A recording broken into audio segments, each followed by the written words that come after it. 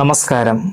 2025 November 4 കത്തോലിക്ക സഭയിൽ പരിശുദ്ധ കന്യകാമറിയത്തിന് നൽകുന്ന വിശേഷണങ്ങളെ സംബന്ധിച്ച ഒരു പ്രധാനപ്പെട്ട രേഖ വത്തിക്കാൻ പ്രസിദ്ധീകരിച്ചു. രേഖയുടെ പേര് മാതർ പോപ്പുലി ഫിദേലിസ്, വിശ്വാസികളുടെ മാതാവ്. ഈ പ്രത്യേക രേഖ പ്രസിദ്ധീകരിച്ചത് dicastery for the doctrine of the faithful ആണ്. ഡിക്കാസ്ട്രിയുടെ പ്രീഫെക്ട് കർദിനാൾ വിക്ടർ മാനുവൽ ഫെർണാണ്ടസും സെക്രട്ടറി മോൺസിഞ്ചോർ അർമാൻഡോ മത്തേയോയും ഒപ്പുവെച്ച ഈ രേഖയ്ക്ക് ഒക്ടോബർ മാസത്തിൽ തന്നെ ലയോ 14 മാർപ്പാപ്പ അംഗീകാരം നൽകിയിരുന്നു. എന്തുകൊണ്ടാണ് ഇപ്പോൾ ഇങ്ങനെ ഒരു രേഖ? നൂറ്റാണ്ടുകളായി നിലനിന്നിരുന്ന വ്യത്യസ്ത അഭിപ്രായങ്ങൾക്ക് സഭ കൃത്യത വരുത്തുകയാണ്. ഏകദൈവ വിശ്വാസത്തിൽ നിന്നും വ്യതിചലിക്കാതിരിക്കാനും സൃഷ്ടാവായ ദൈവത്തെയും സൃഷ്ടിയായ മറിയത്തെയും തിരിച്ചറിയാനും ഈ രേഖ സഹായിക്കുന്നു. വിശുദ്ധ ഗ്രന്ഥം, സഭാപിതാക്കന്മാർ, വേദപാരംഗതന്മാർ, പൗരസ്ത്യ പാരമ്പര്യ ഘടകങ്ങൾ, സമീപകാല പരിശുദ്ധ പിതാക്കന്മാരുടെ പഠനങ്ങൾ എന്നിവ അടിസ്ഥാനമാക്കിയാണ് രേഖ തയ്യാറാക്കിയിരിക്കുന്നത്. രേഖയിൽ ചില മരിയൻ ശീർഷകങ്ങളെ വിശകലനം ചെയ്യുകയും ചില ഉപയോഗങ്ങൾക്കെതിരെ വിശ്വാസികൾക്ക് മുന്നറിയിപ്പ് നൽകുകയും ചെയ്യുന്നു. ഇതിലെ പ്രത്യേകത ജോൺ പോൾ 2 മാർപ്പാപ്പ ഉപയോഗിച്ച സഹരക്ഷക എന്ന വിശേഷണവും മാതാവിൽ നിന്ന് ഇപ്പോൾ എടുത്തു മാറ്റിയിരിക്കുന്നു.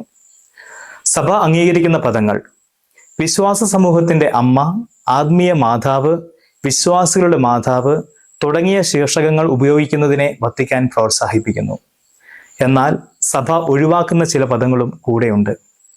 സഹരക്ഷക, സകല കൃപകളുടെയും മധ്യസ്ഥ എന്നീ പദങ്ങൾ ഉപയോഗിച്ച് പരിശുദ്ധ മറിയത്തെ വിളിക്കുന്നത് അനുചിതമാണെന്നും വത്തിക്കാൻ പറയുന്നു.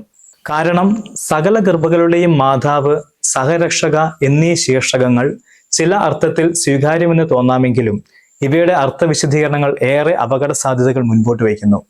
സഹരക്ഷക എന്ന പദവി യേശുക്രിസ്തുവിന്റെ ഏകരക്ഷാകർത്തൃത്വത്തെ മറച്ചുവെക്കാനും വിശ്വാസപരമായ ആശയക്കുഴപ്പങ്ങൾ സൃഷ്ടിക്കാനും ഏറെ സാധ്യതയുണ്ട്.